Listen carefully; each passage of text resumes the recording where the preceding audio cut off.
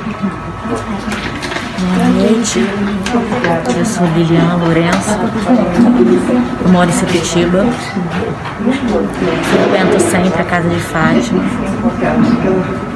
vim com tratamento de cura, estou saindo daqui aliviada da alma, de tudo. Estou só agradecer a Deus, a Fátima, ao seu Aloysio, ao Fernando, por tudo. Só tenho gratidão. Boa noite, meu nome é Lúcia Helena. Hoje foi a primeira vez que eu vim na reunião. Me senti assim uma paz, um alívio e um frescor muito grande no meu coração. Estou muito feliz. Obrigada. Boa noite, eu sou Márcia. É a minha primeira vez aqui. Eu gostei muito, me senti em paz. No primeiro momento eu senti uma dor no peito, mas depois essa dor passou. Eu fiquei em paz, chorei, me senti aliviada, adorei. Meus amores, uma boa noite. Começa em torno das 19h30 o trabalho, mas a gente vai começando aqui aos poucos. Para quem está vindo a primeira vez, esse trabalho é o tratamento do Vicente de Angola. A gente está se reunindo já que a situação da pandemia nos exige essa distância, quando isso normalizar, que espero que em breve normalize, aqui nesta mesa a gente fará não só o tratamento, que é um tratamento de cura espiritual, como o trabalho de desobsessão, se for necessário. Isso após as 20 horas, né? Depois que a gente fizer a palavra sobre um determinado tema. Pode deixar a musiquinha de fundo, tá bom? Mas por enquanto isso não ocorre, a gente vai deixando dessa forma, a gente vai lendo, orando. As pessoas têm saído daqui muito melhores do que elas têm chegado, isso é percebível, e alguns relatos me impressionam muito, que eles saem de paralelo com o tratamento médico. O tratamento espiritual ajuda muito, porque todo tratamento espiritual ele tem que ser feito em paralelo com o médico, porque uma coisa sem a outra eu acho que não funciona. Mas essa é a minha perspectiva de fé.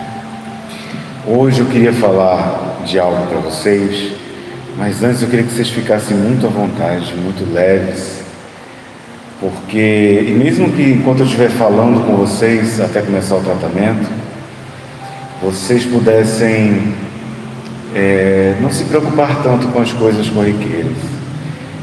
Chegou um momento na nossa vida em que nós transformamos a nossa mente em vaso sanitário. A gente senta e fala respeitosamente, porque eu fiz muito tempo isso na minha vida. Senta em frente à televisão, liga no seu canal preferido e só sai coisas ruins o tempo todo.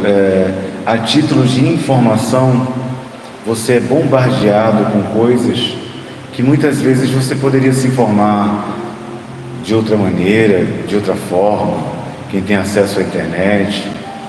E a gente vai se alimentando dessas coisas ruins e chega um momento que a gente não consegue mais lidar com problemas que são simples, porque a matemática é muito básica. A nossa mente, ela suporta, ou nós acostumamos ela, se não houver nenhuma predeterminação biológica, a lidar com determinados problemas. Quando passa desse limite, quando passa disso, nós simplesmente não sabemos lidar. E a gente começa a ter sintomas, como da ansiedade, que é comum a todas as pessoas.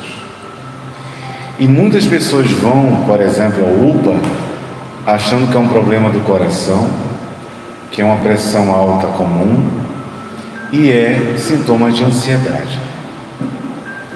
E nós, sabendo ou não, de alguma forma temos muita responsabilidade de aceitar essas coisas para as nossas vidas. Olha que eu não estou falando aqui para a gente ter uma fé cega e a gente esquecer das notícias, mas para a gente não ficar completamente refém de informações que muitas vezes são tendenciosas e tentam trazer dados para algum tipo de interesse. Se nós observarmos bem, e eu espero não afetar qualquer ideologia política ou religiosa, mas eu estou falando respeitosamente com a minha perspectiva. A pandemia veio, levou muitas pessoas que amávamos, pessoas que nem conhecíamos, demonstrou a incapacidade de muitos governantes de utilizar o dinheiro público, porque quando é decretada uma calamidade pública, pode fechar a licitação sem consultar. Foram abertos muitos hospitais de campanha e tal. E hoje, depois desse primeiro boom, tudo, pelo menos no Rio, eu vejo que foge um pouco das notícias tendenciosas, tá? Eu vejo que tem muita coisa que está melhorando. Não sei falar cientificamente. Se é o corpo da gente que se acostumou, se é ele que não está aguentando, sei lá, a temperatura, o ambiente, não sei. Eu não quero falar uma bobagem, mas percebo que os casos mais graves existem, mas estão diminuindo em quantidade. Sendo assim, mesmo assim, as notícias continuam falando agora até de uma segunda onda. Amores, se a gente deixar, vai vir terceira, quarta, quinta. E só quem está sofrendo é a gente que é mais pobre. Não estou falando de não sair de casa, não estou falando de política, que hoje está tão assim, que a gente já pensa que está falando algo sobre isso. Eu estou falando que se deixar, daqui a pouco falta o ar da gente, preocupado em passar mais tantos meses com mais sofrimento e mais dificuldade. Dentro dessa perspectiva, o que eu estou pedindo agora, apesar de lembrar isso a vocês, é assim: a gente não dá a devida importância a isso agora. A gente tentar esquecer dessas coisas agora, porque olha, se não tem o que fazer agora, se não tem como resolver, a gente se preocupar não vai adiantar muito. E eu estou citando um só dos problemas. Eu conheço uma senhora que às vezes eu converso com ela estava com um caso muito grave de câncer. E eu converso com muitas pessoas com doenças assim físicas, e ela relatando que simplesmente está diminuindo, quase inexistindo o câncer nela. Pelo ato da fé, pelo ato do acompanhamento médico, de remédio. Se sem a fé, sem a confiança, assim, se com a fé, melhor dizendo, a confiança, as coisas não estão fáceis, sem a fé, sem confiar, as coisas vão ser muito mais difíceis. E tudo é o ponto que eu queria chegar. Tudo na vida é uma questão de perspectiva. O mundo é do tamanho que você vê. Quando eu só ficava em Sepetiba, o mundo era Sepetiba. O mundo era o Valão, era a Praia do Cardo, a Praia de Dona Luísa. O mundo eram as pessoas daqui. Aí eu comecei a viajar e eu vi que existiam lugares como Santa Catarina que as casas não têm muro e não há assalto nessas cidades.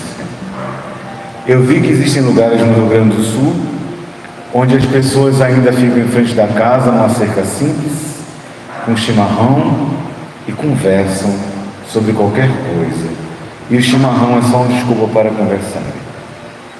Eu vi que tem lugares no Nordeste, no interior do Nordeste, onde a seca é tão forte que a terra ela é cortada porque não tem irrigação de água, mas as crianças pegam um pedaço de papel para jogar bola e se sentem felizes.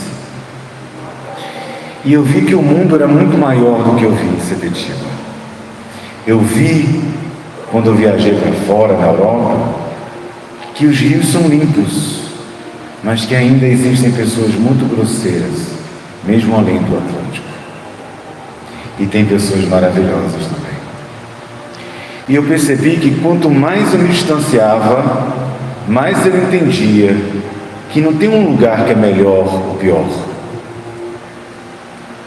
Se o dinheiro fosse sinônimo de felicidade, você não via a maioria desses milionários com vontade de se matar e reclamando da vida. A gente começa a entender com essas oportunidades que existe muita coisa acontecendo e alguém criou tudo isso, ou algo criou tudo isso. E o ser que criou todas essas coisas, não vou dizer que ele é mau por permitir a pandemia, porque eu não sei quais as razões, mas eu não posso me sentir sozinho enquanto eu sei que coisas boas estão acontecendo. E eu passei a buscar notícias boas na internet. Vi um rapaz em Santa Catarina que, de forma voluntária, no jet ski, tirou um filhote de baleia numa praia de lá. Mas o filhote é grande, né? É muito grande. Mas ele mergulhou e tirou uma rede que estava preso. Eu pude ver casos onde pessoas estão se sentindo sóis, como senhores de idade, e existem agora uma forma de você entrar em contato e você faz uma chamada de vídeo com idosos em abrigos. Eu vi programas de apoio para pessoas como crianças em hospitais do câncer. E vi que o bem, apesar da pandemia, apesar da dor, apesar de todas as dificuldades, ainda continua existindo. Mas aí eu tenho uma opção: ou eu entrevejo o mal como algo que existe na sociedade humana e nos seres humanos, ou eu apenas me alimento desse mal e me torno parte dele por me alimentar desse mal. Não vou dizer que somos responsáveis por isso, pela dor. Eu acho que nenhum de nós merece isso. Quando eu escuto as pessoas falando assim: ah, mas é um karma. Isso aí na vida passada, olha, uma pessoa fez um mal tão grande, aí voltou agora e está passando por isso. Outro dia eu comentando na rede social sobre essa questão do estupro. Não, mas isso fez em alguma vida passada e a pessoa merece passar. Como que a gente pode ser tão frio de pensar dessa forma? Não acho que nós necessariamente mereçamos passar, mas nós estamos passando. E agora? A gente faz o que com isso?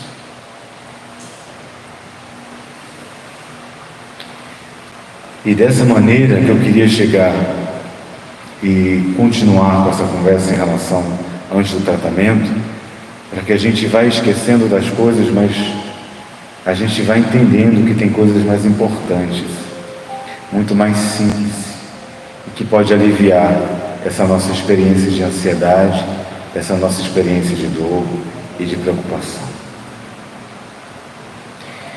E uma dessas experiências eu tenho encontrado na meditação. Eu tenho feito uma meditação que tem me ajudado. Não vou dizer, porque ao contato com os guias espirituais e com a casa, é muito natural que a gente se acalme e entre na mesma vibração. Isso não quer dizer que eu seja assim ou que nós que estamos aqui sejamos assim sempre. Isso seria utópico. Isso seria mentiroso, nós não somos assim. Quem é que vai receber uma notícia que foi desempregado e vai ficar bem? Entendeu? Ou que aconteceu uma maldade qualquer, o namorado, a namorada traiu, ou que aconteceu qualquer outra coisa, roubaram o seu carro. A gente fica mal e cada um lida de uma forma diferente. Só que as religiões culparam a característica da gente lidar com essas coisas. E isso é da personalidade de cada um. A filosofia de Fátima já quer dizer que cada um vai reagir de uma forma, isso não faz da gente menor ou maior. Só faz a gente ser humano. Então, fora desse viés de culpa e de responsabilidade, tem um outro viés, que é de aceitar as coisas que a gente não pode mudar. E a gente tentar mudar as coisas que a gente pode mudar. E dentro dessa perspectiva de que a gente pode alterar coisas, é que a gente começa a se desenvolver. É que a gente começa a entrever novas possibilidades. É nesse momento que a gente começa a se fortalecer. E não uma fortaleza do exterior, a fortaleza de quem parece mais belo, ou mais rico, ou mais forte, ou mais saudável, mas a fortaleza de quem entende de que não é por acaso que a gente está aqui, não é por acaso que a gente passa, e não é por acaso a gente se fortalecer para o que a gente vai passar depois disso.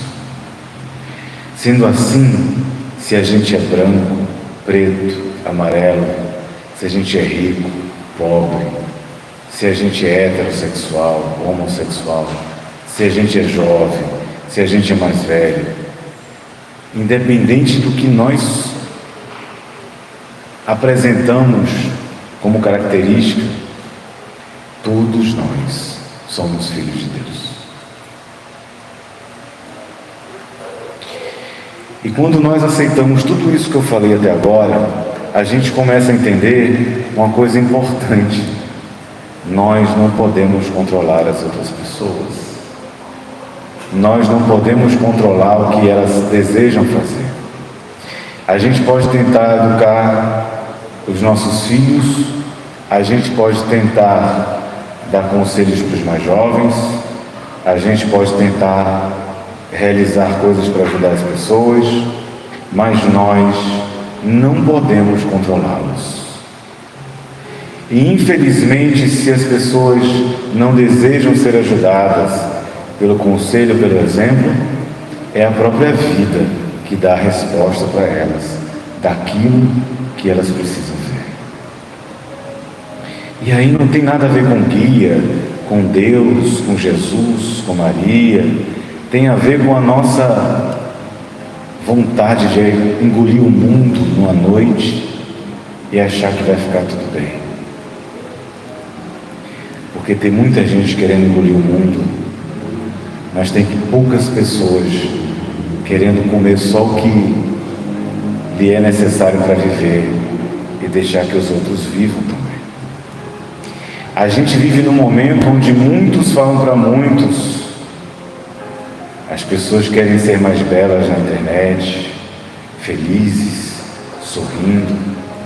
Ninguém tem estria, celulite, diarreia. Ninguém cospe, ninguém arrota, ninguém tem meleca. É como se a gente quisesse viver um faz de conta. Que quando a gente conta a realidade, a gente percebe que está distante de tudo isso. E aí você pergunta assim, mas o que é que eu tenho a ver com isso? É que quando você vive a vida de outra pessoa, você nunca vai saber o que é felicidade de verdade. Pelo menos os momentos felizes que a gente precisa. Porque a gente está tão preocupado em mostrar para os outros que a gente é uma coisa que a gente não é, que a gente esquece de ser feliz do jeito que a gente pode. quando a gente aceita as coisas que não podem ser mudadas, a gente começa a ficar mais leve, a ansiedade começa a sair um pouco da gente. E aquilo que parece ser uma doença incurável, uma dor insuportável, um problema irrecuperável, começa a ser algo que pode ser recuperado. Eu tenho uma amiga na Paraíba que ela está na 21ª cirurgia dela, com um problema de coluna. Ela passou mais de 2 anos, mesmo tomando remédios fortes, sentindo dores atrozes, profundas. Que no dia que ela parou de sentir dor, ela não sabia como era não sentir dor mais.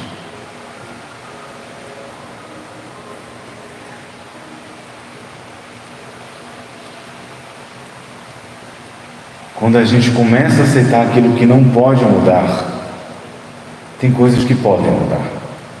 A gente pode estudar, a gente pode conhecer o problema, a gente pode dividir esse problema com outra pessoa, a gente pode buscar Deus, a gente pode buscar soluções. Ou a gente pode ficar na nossa, não falar nada para ninguém, resolver os problemas fugindo. A gente pode arrumar confusão com as pessoas, porque a gente não tem condições de lidar com os nossos problemas. A gente precisa arrumar problemas com os outros para poder suprir um pouco do nosso vazio. A grande questão disso tudo é que quando você faz um movimento no universo, ele volta para você. Quando você faz qualquer movimento, ele volta inevitavelmente para você. E isso independe de religião, de fé, isso é fato. Se você estuda, você vai ter a recompensa do seu estudo. Se você faz coisas boas, você vai ter a recompensa das coisas boas que você realiza. Eu dividi uma coisa com vocês, antes de eu fazer o mantra, a gente começar o tratamento, que é muito particular, mas eu acho importante a gente dividir.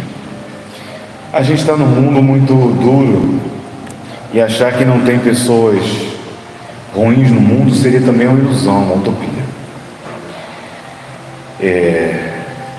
Uma vez eu passei uma situação, e eu não vou citar o nome do bairro, para não parecer tendencioso e dizer que só esse bairro tem violência. Mas eu estava resolvendo algo nesse bairro, e a pessoa pela qual ia me assaltar na época, ela veio com tudo para realizar o assalto. Eu ia deixar, eu vou fazer o quê? Eu vou brigar, vai, leva. E quando ela percebeu quem eu era, porque assim, eu não sou ninguém, mas sou uma pessoa que fez algo na vida dela, ela não teve coragem de me assaltar. Porque quando você, como aqui na casa, doa os alimentos para muita gente, mas é muita gente. No Brasil já foi ano passado, mais de 15 toneladas de alimentos. Milhares de pessoas ajudadas, entre outras situações. Não teve coragem de assaltar. E eu não ia fazer nada, não ia prestar queixa não, ia levar. Mas o que eu quero dizer para vocês é, quando chega a hora, as coisas vão acontecer. Mas pode ser que o bem que você realize faça de você, pelo menos, imune à sua própria vontade. Eu vou realizar o mantra para a gente começar o tratamento. Só dar um recado para explicar, as pessoas chegam a primeira vez. Aqui na Casa de Fátima, nós fundamos uma filosofia de vida que tem como foco a gente estudar filosofia clássica e fazer ação social. Essa sala a gente está preparando para fazer um consultório odontológico. Conseguimos já cadeira, escova, seladora, e tem outras coisas que a gente talvez consiga trazer do sul para montar, e dentistas voluntários vão ajudar o pessoal aqui do bairro. As 3 salas de lá a gente vai começar daqui a um mês mais ou menos a ajeitá-la. Vai ser uma sala grande para a gente colocar uma creche comunitária. E depois eu quero expandir isso. Aqui nós temos cursos, nós temos ajuda também com cestas, com roupas, com tudo, mas temos cursos. Eu vou iniciar um curso de fotografia básica, no meu trabalho profissional também, para ajudar profissionalmente jovens e adultos que queiram, é de graça. E quando a gente iniciar, vai divulgar nas redes sociais. E outros cursos também. Esse é o trabalho.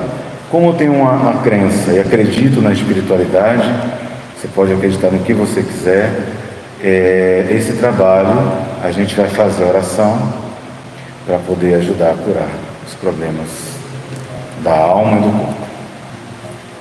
Deixa eu ler a oração de Fátima, iniciando uma. São os nomes? Tem um cafezinho? A gente começa. A prece de Fátima diz assim. Tem uma moça aqui na internet que falou que é professora de matemática, gostaria de me ajudar a trabalhar na casa de Fátima. Meu amor, fala comigo. Vai no meu Instagram, Fernando, _, bem, e chama lá aquele negócio lá, é o que? Direct? Direct. Chama lá e a gente combina, vamos ajudar esse povo. Isso é tudo de graça, você sabe disso, né? Não dá para pagar. A prece de Fátima diz assim: ao olhar o Mestre, entendo o caminho que escolhi e peço humildade. Quer dizer, ao ela orar, pedir a Deus, pedir a Jesus força, ela começa a entender com humildade aquilo que ela está pedindo. Ela não pode pedir mais do que ela pode conseguir. Não é não lutar por seus sonhos, é não pedir um sonho que não pode conseguir agora. Ao sentir a força criadora, confirmo as leis escritas em minha própria consciência. Não me envergonho de mim, pois sou parte da luz. Quer dizer, nenhum ser humano pode se envergonhar de si próprio. Se é gordinho, se é magrinho, se é... Todos nós somos belos na visão de Deus. Antes busco a força esquecida em mim para refazer meus atos e reconciliar-me com os que possivelmente fiz algum mal consciente ou inconscientemente. Acredito que minha cabeça deva se abaixar para o Senhor das sucessivas vidas e erguer-se para as batalhas contra mim mesmo. Encontro nas árvores e plantas irmãs mais novas. Encontro nos animais irmãos mais próximos, nos seres humanos, meus contemporâneos, e nas consciências sem corpo, o meu inevitável próximo passo.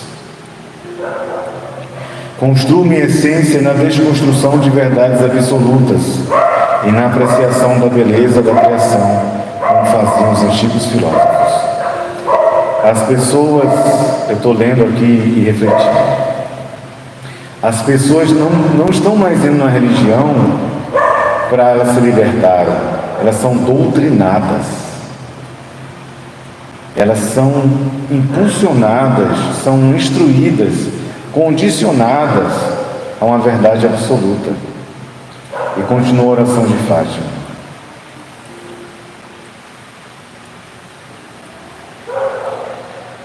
Usufruo conscientemente da aquisição material que consegui, honestamente, na vida física, mas sei que são bens passageiros e que levam para as demais existências apenas o fulcro do meu aprendizado. Quer dizer, não é problema você ter dinheiro, contanto que seja o que você conseguiu, você está usufruindo. O Aloysio Fonseca nos ensina isso. Nós devemos amar pessoas e usufruir nossos objetos, e não amar objetos e usufruir pessoas.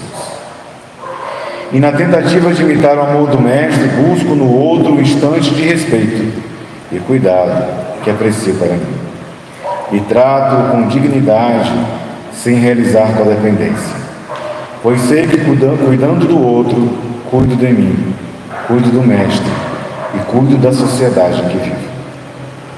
Agradeço meu despertar, agradeço meu instante de pensar livremente, pois não há prisão maior que repetir informações alheias e não alicerçadas como se fossem nossas. Ao Mestre, meu amor, à força criadora, minha gratidão, e ao meu instante de agora, que se configura eterno em sua natureza, apenas o meu desejo de recomeçar. Essa oração de Fátima.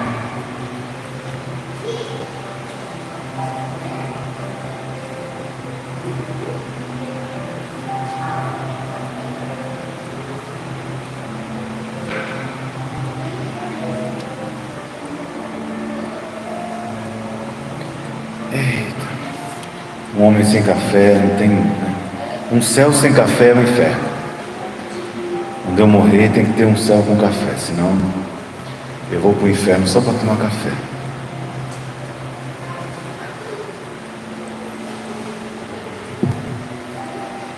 Vamos lá.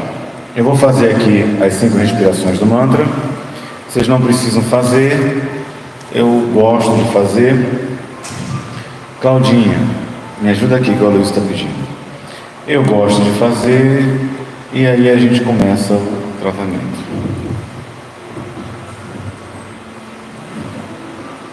Você consegue ler assim? Consigo. Depois do mantra eu vou pedir para você ler. Tá bom. Espera, que eu vou concentrar com os livros. Vamos lá.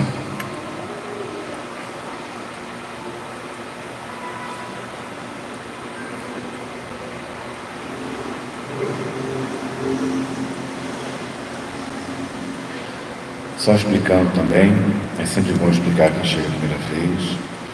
A respiração do mantra é só para a gente oxigenar o cérebro, aliviar as tensões e dar condições de ativar uma parte do cérebro, como a amígdala, que não é a da garganta no cérebro, que regulariza como hormônio da serotonina, por exemplo. E aí traz mais paz, sentimento de harmonia.